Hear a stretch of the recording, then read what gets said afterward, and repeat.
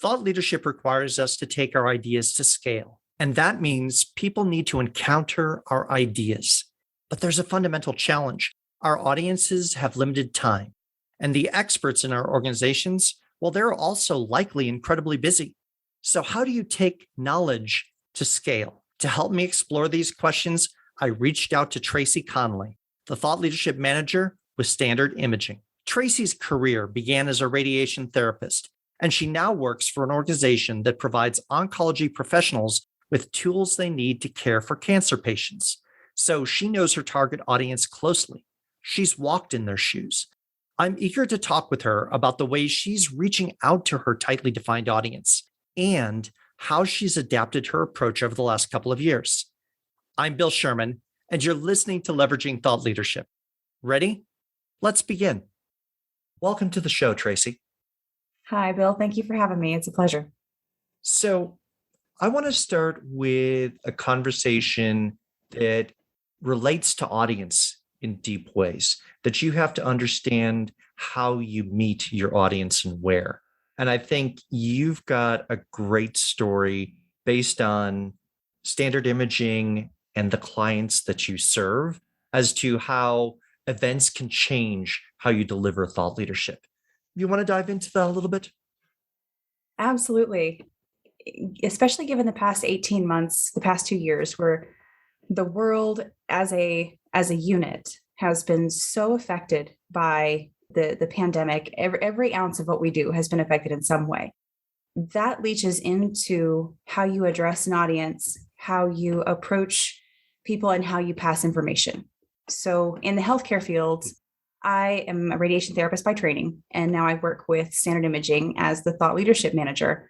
Part of my job is customer engagement and outreach and getting those messages out there. So given the changes that we've seen, our methodologies to getting this information to the people that need it the most has had to change significantly. So it's really been magical to watch the healthcare field as a whole kind of grow and stretch and accommodate for these things.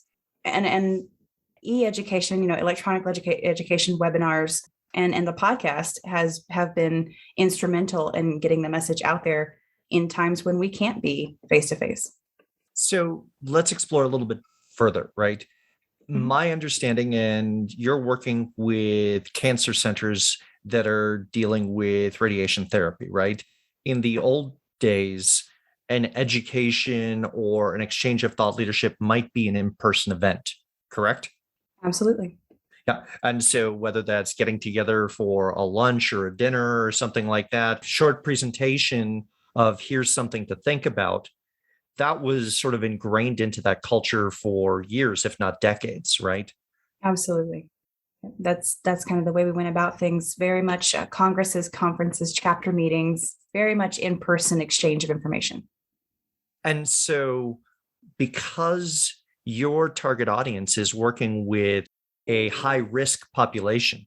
Absolutely. We work with radiation therapists, radiation oncologists, doctors, cancer centers, medical physicists. These are our customers. These are in many cases, our friends. Yeah. So let's talk about that process of adaptation, and let's dig into how are you making sure, because there's on the business side for Standard Imaging, there's a need to make sure this information goes out, as well as then there's a patient need that this information gets heard. So when information channels get disrupted, how do you respond? That's a really good question, and something that the entire industry has been fighting to answer, I think, now for 2 years. Mm-hmm. You adjust and bend to what's required to make sure that the folks get the information. The patients require high quality care. Their caretakers, the people that work in the hospitals require the information and the equipment to be able to offer that high quality care. And that's where we come in. So we're offering webinars and we're offering virtual experiences for congresses and things like that to still make sure the information gets disseminated so that the physicians and physicists and therapists and dosimetrists, all of them who are performing these daily tasks and helping these already immunocompromised people receive the highest quality of care, they still get the information they need to be able to do that. Now, you talked a little bit about the virtual congresses and conferences, right? And I think you're doing some experimentation within how do you make people available for questions on a deeper way at the conference. And we were talking earlier about doing video presence at that. You want to talk about how that evolved, maybe? Because I think that's a really cool sort of adaptation, and we can dig into it. Absolutely. And it really came from a need to provide presence of multiple departments from within our organization. So we have the product management team, the marketing teams, the sales teams. All these teams are typically in person at these congresses and available to speak to the people within our field face to face and help them gather the information they need. This year, we're taking a different approach out of regard for safety of the people who then in turn, they leave us in a big, busy Congress hall, exhibit hall, and then they go back and they're treating patients who are immunocompromised and they have to be careful with. So rather than put them at higher risk, we've decided to implement a virtual experience within our in-person experience. So our whole team will be available at these congresses, but they're going to be available via webcam. So if you can picture yourself walking through a booth, walking through an exhibit hall up to a booth, you can reach any member of our team simply by using the computer there at the station and having a chat with them via webcam.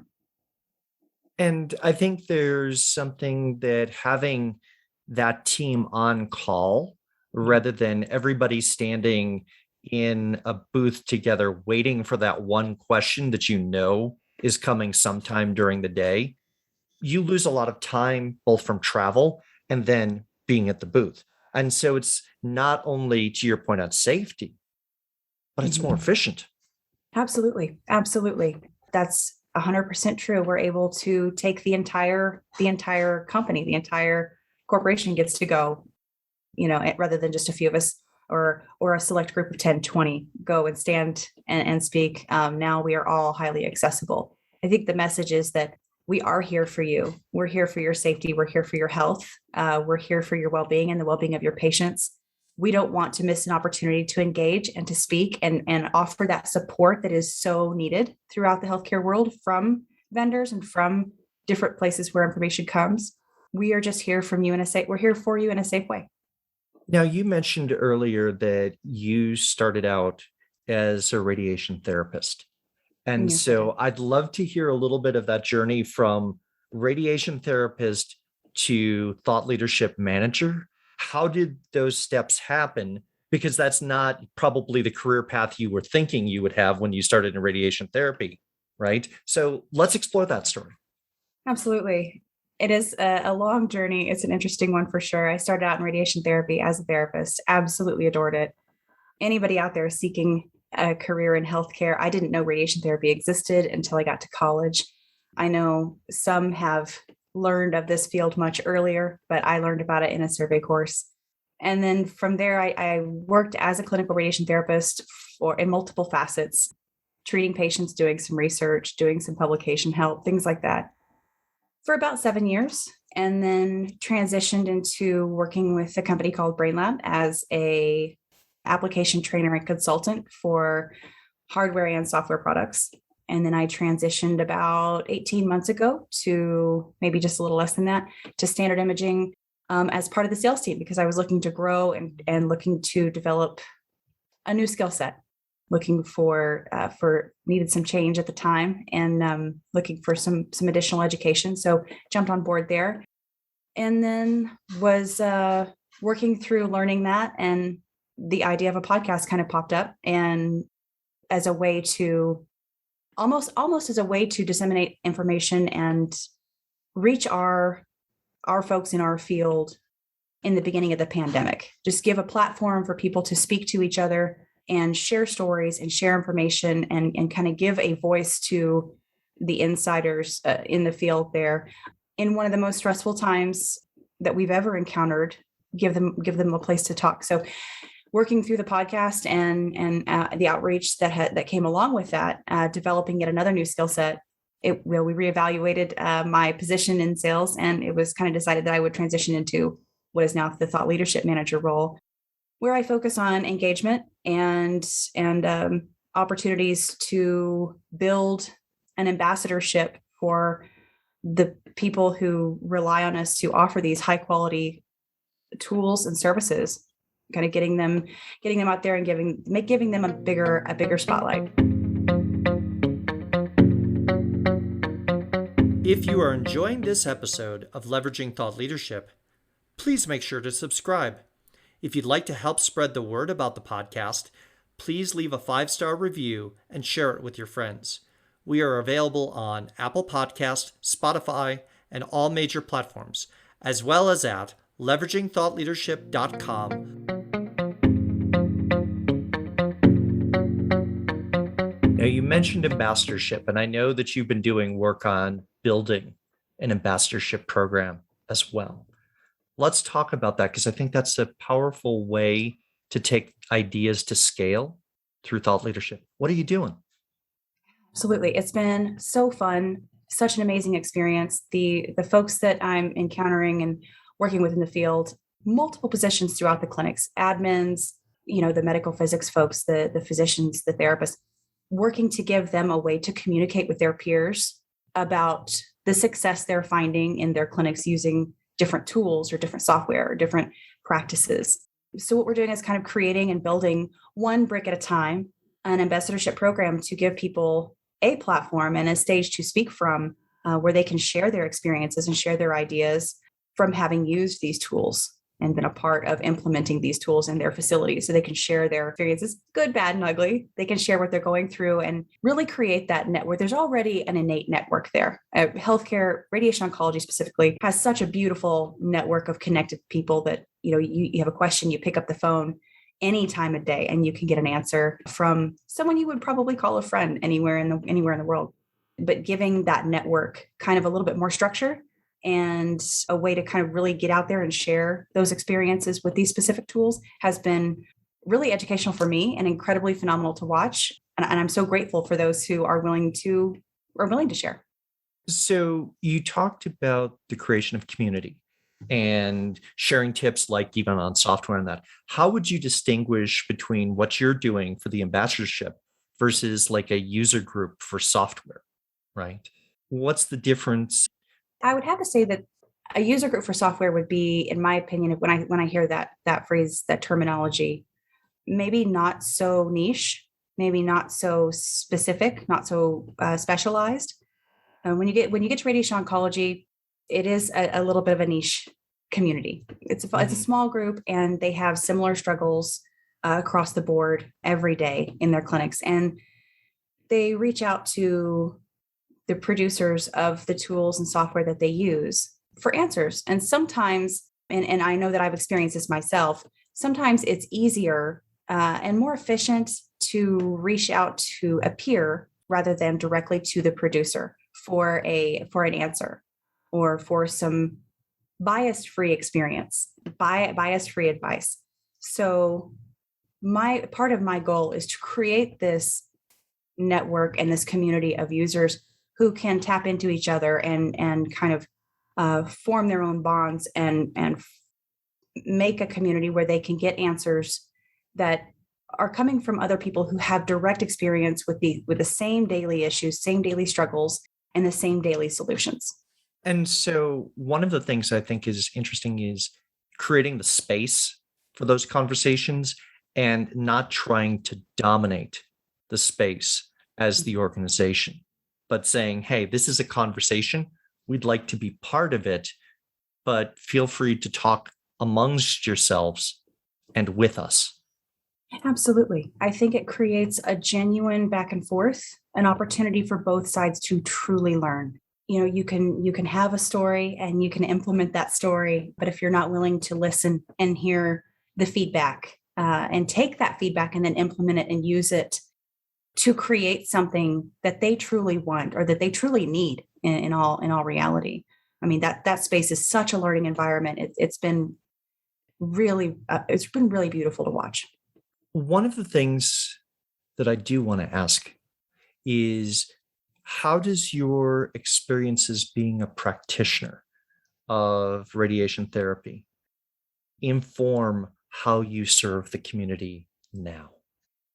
I think the the benefit that I would have from my experiences as being a person in the clinic, a practitioner, is that I too have been on the other side of needing something, of wanting something, of going through my day to day and having to literally get a skill saw out and build what we needed to perform a specific duty. And having folks come in and offer solutions that there was some thought put into it, but it's pretty clear by the solution that's offered that there wasn't a whole lot of clinical advice taken into consideration during the manufacturing or the prototyping or the building of these solutions. So understanding from both sides of this world now that the honest goal is to create devices and software that offer the absolute best for the patients, I also see as the practitioner where it is good to have that clinical advice when you are building something new or working to create something new. And this platform has offered up the opportunity for us to do just that with not only my voice, because I'm one and have a very specific experience, but then opening up the floor to those who would like to share with us and they have really good ideas and supporting those good ideas and sharing those ideas with back and forth, kind of kicking ideas back and forth. It's really fun and it's integral for the successful build of the products that the community really needs. So, as we begin to wrap up, I want to ask a question. You've been in this role now for thought leadership about 18 months. The launch of the podcast, the adaptation of the conferences and congresses. What advice would you give an earlier version of yourself stepping into that role? So let's wind the clock back 18 months. If you could put the message in the bottle, what would you advise yourself just starting out in thought leadership as thought leadership manager? Oh, goodness. I would send myself a note that said, be ready for change. Embrace it, though, because while uncertainty is can be fearful, like that, we really truly do. I know it's cliche, but we have nothing to fear but fear itself. And pushing this envelope, it needs to be pushed. We need to grow. We need to embrace change. We need to develop as a community. And, we need to offer these platforms for people to share what's in their minds, because there is so much to learn from just being open enough to accept and compile feedback. I guess my one point of advice would just be, buckle up, just get ready for change. Well, and that the role of thought leadership in many ways is to be a catalyst for change, either responding to change that has happened or saying we can do better. And so you have to be comfortable with that change. Otherwise, very few people will come along with you on that journey. I believe that is absolutely true. Seeing opportunities, and this is kind of where and I'm still green in thought leadership. I don't consider myself an expert or in any way, but I think seeing opportunities where processes can be improved, things can be altered even slightly to make someone's life a little better. Maybe it's taking a little bit of extra feedback or taking a little bit of extra time to actually listen to who's on the other end of your phone. Customer service is number one. I know they say that customer is always right. Here I am just flowing out with the cliches, but it's true to an extent. There's so much to be learned from studying the relationship aspects, buying through high quality customer service, and being a listening ear, being a sounding board for the field. There's a lot to learn there. And my image personally of thought leadership is just being able to take those ideas and be that catalyst and offer up a place for this change to happen in a nice way. I hate to say it that way, but happen in a productive way, an inclusive way, and make sure that things stay on track. So there's a lot more that I think we could cover, but let's leave it there. Thank you very much for joining us today, Traci. Thank you so much, Bill, for having me on your show. It's been an absolute pleasure. A joy. If you're interested in organizational thought leadership, then I invite you to subscribe to the OrgTL newsletter. Each month, we talk about the people who create, curate, and deploy thought leadership on behalf of their organizations. go to the website orgtl.com